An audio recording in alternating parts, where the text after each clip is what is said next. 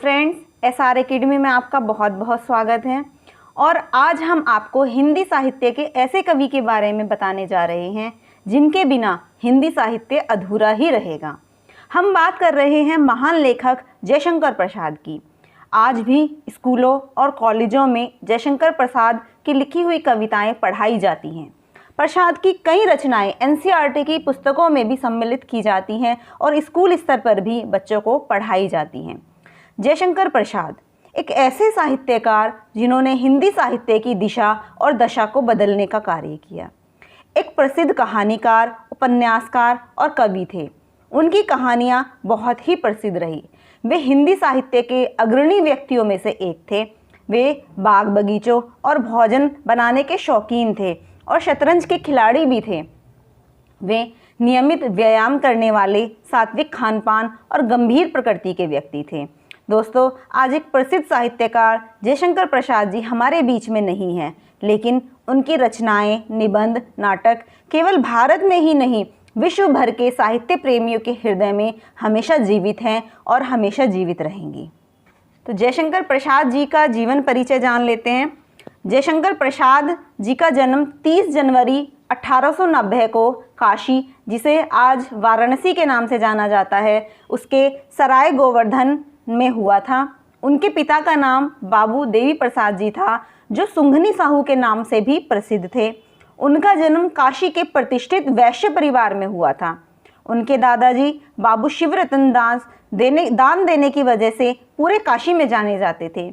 उनके पिता बाबू देवी प्रसाद कलाकारों का आदर करने के लिए विख्यात थे।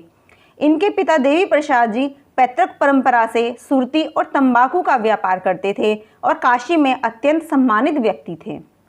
इसीलिए जयशंकर प्रसाद जी का जन्म अत्यंत सुखमय वातावरण में हुआ और वे बड़े ही निश्चल भाव से खाते पीते और व्यापार करते थे और घुड़सवारी भी उन्हें बहुत ही पसंद थी। अगर हम इनकी शिक्षा के विषय में बात करें तो जयशंकर प्रसाद जी ने अपने जीवन की प्रारंभिक शिक्षा काशी के क्वींस कॉलेज से की और प्रतिष्ठित परिवार में होने की वजह से घर पर ही रहकर ज़्यादातर ये अपनी पढ़ाई किया करते थे। दीनबंधु ब्रह्मचारी ने इन्हें संस्कृत, हिंदी, उर्दू और फारसी भाषा का ज्ञान दिया और घर का बचपन से ही साहित्यिक माहौल होने की वजह से इनका साहित्य के प्रति प्रेम और बढ़ता चला गया। अगर बात करें हम इनके जीवन में संघर्ष की, तो इनका जीवन जो था बहुत ही संघर्षमय था। 15 वर्ष की अवस्था में, जब ये मात्र 15 वर्ष के थे, सन 1905 ईस्वी में उनकी माता श्रीमती मुन्नी देवी का देहांत हो गया और उसके 2 वर्ष बाद 17 वर्ष की आयु में सन 1907 में इनके बड़े भाई शंभू रत्न, उनका भी देहांत हो गया। और किशोरावस्था में ही प्रसाद जी पर मानो आपदाओं का पहाड़ टूट पड़ा हो। कच्ची गृहस्थी, घर में सहारे के रूप में केवल विधवा भाभी और दूसरी ओर कुटुंबियों और परिवार से संबंध जितने लोग थे, उनका संपत्ति हड़पने का षड्यंत्र, इन सब का सामना उन्होंने बहुत ही धीरता और गंभीरता के साथ किया।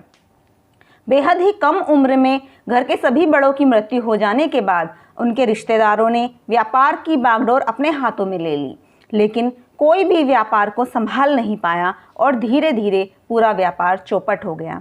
इसके बाद व्यापार में उन्होंने बहुत मेहनत की, कड़ी मेहनत और परिश्रम करके इन्होंने अपने अच्छे हालात पुनः स्थापित किए और फिर अपने साहित्य की ओर अग्रसर हो गए। अगर इनके वैवाहिक जीवन की बात करें हम, तो जयशंकर प्रसाद जी का वैवाहिक जीवन भी बहुत ही संघर्षमय रहा। 1907 में बड़े भाई की मृत्यु हो जाने के बाद उनकी भाभी ने 1909 ईस्वी में विंध्यवाटिनी से उनका विवाह करवाया, लेकिन वर्ष 1916 में विंध्यवाटिनी भी टीबी की बीमारी के चलते चल बसी। उसके बाद 1917 में सरस्वती देवी के साथ इनका दूसरा विवाह हुआ और दूसरा विवाह होने पर उनकी जो पहली पत्नी की साड़ियाँ थी, उनको उनकी दूसरी पत्नी ने भी पहना और कुछ समय बाद उन्हें भी क्षय रोग हो गया। ये समझ लीजिए क्षय रोग ने उनके घर में प्रवेश कर लिया था और 2 वर्ष बाद ही उनका देहांत भी प्रसूतावस्था में क्षय रोग से हो गया। इसके बाद पुनः घर बसाने की इनकी लालसा नहीं थी, परंतु अनेक लोगों के समझाने और सबसे ज़्यादा अपनी भाभी के प्रतिदिन के शोक में जीवन को सुलझाने के लिए उन्हें बाध्य होकर तीसरा विवाह करना पड़ा और सन 1919 में उनका तीसरा विवाह कमला देवी के साथ हुआ। उनका एकमात्र पुत्र रत्नशंकर प्रसाद उनकी तीसरी पत्नी की ही संतान थे, जिनका जन्म 1922 ईस्वी में हुआ था। 1936 को हिंदी साहित्य के महान लेखक जयशंकर प्रसाद को टीबी की बीमारी ने घेर लिया। इन्हें भी टीबी की बीमारी ने घेर लिया, जिसके बाद वे कमज़ोर होते चले गए। इस दौरान उन्होंने अपने जीवन की सबसे मशहूर रचना कामायनी को लिखा, जो आज भी बहुत फेमस है और हिंदी साहित्य की एक अमर कृति मानी जाती है। कामायनी में जीवन से जुड़े हर भाव, दुख, सुख, वैराग सभी शामिल थे, जो कि मानवता की हर अनुभूति महसूस करवाती है। जीवन के अंतिम क्षण में भी वह अपनी एक रचना इरावती उस पर काम कर रहे थे, लेकिन वो कभी भी पूरी नहीं हो सकी।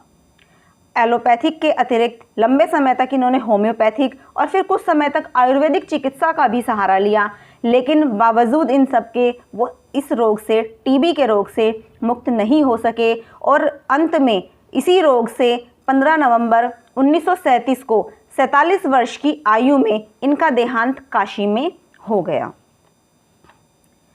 अगर हम इनकी प्रथम रचनाओं के विषय में बात करें तो 9 वर्ष की उम्र में उन्होंने कलाधर उपनाम से, कलाधर इन्होंने अपना उपनाम रखा था, इस उपनाम से ब्रज भाषा में एक सवैया लिखा था।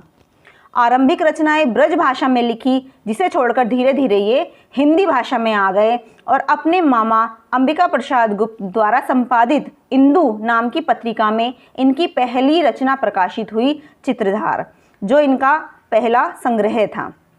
कानन कुसुम इनकी खड़ी बोली का प्रथम संस्करण है। इसमें प्रसाद जी ने अनुभूति और अभिव्यक्ति की नई दिशा तलाशने की चेष्टा की है। प्रेम पथिक का ब्रज भाषा स्वरूप सबसे पहले इंदु में छपा, जिसके बाद कवि ने खड़ी बोली में इसका रूपांतरण किया। प्रेम पथिक एक भावमूलक कथा है। करुणालय की रचना गति नाट्य के आधार पर हुई। महाराणा का महत्व ये इंदु पत्रिका में प्रकाशित हुआ था। इसमें प्रसाद जी के व्यक्तित्व का प्रथम बार प्रकाशन हुआ और इसमें आधुनिक काव्य की प्रवृत्तियों को अधिक उजागर देखा जा सकता है। जयशंकर प्रसाद जी के जो काव्य थे, इनकी रचनाओं के विषय में हम बात करते हैं। इनके काव्य कानन कुसुम, महाराणा का महत्व, झरना, लहर, कामायनी, प्रेम पथिक, करुणालय और आंसू, ये थे इनके प्रसिद्ध काव्य थे। और इनके जो उपन्यास थे सबसे ज़्यादा प्रसिद्ध इरावती, कंकाल और तितली, ये इनके उपन्यास थे। इसके अलावा इनकी कहानी संग्रह में छाया, आकाशदीप, आंधी, इंद्रजाल, प्रतिध्वनि, ये इनके प्रसिद्ध कहानी संग्रह थे। और नाटक सज्जन, प्रायश्चित, राजश्री, कल्याणी परिणय, कामना, जन्मेजय का नागयज्ञ, विशाख, स्कंदगुप्त, चंद्रगुप्त, ध्रुव स्वामिनी और एकघूट, ये इनके प्रसिद्ध नाटक थे। तो दोस्तों, हमारी इस वीडियो को देखने के लिए आपका बहुत बहुत धन्यवाद। अगर आपको इससे कोई भी मदद मिली हो तो हमें कमेंट में ज़रूर बताएं और साथ ही अपने दोस्तों के साथ भी इस वीडियो को शेयर करें। हो सकता है कहाँ किसी के कुछ काम आ जाए। धन्यवाद।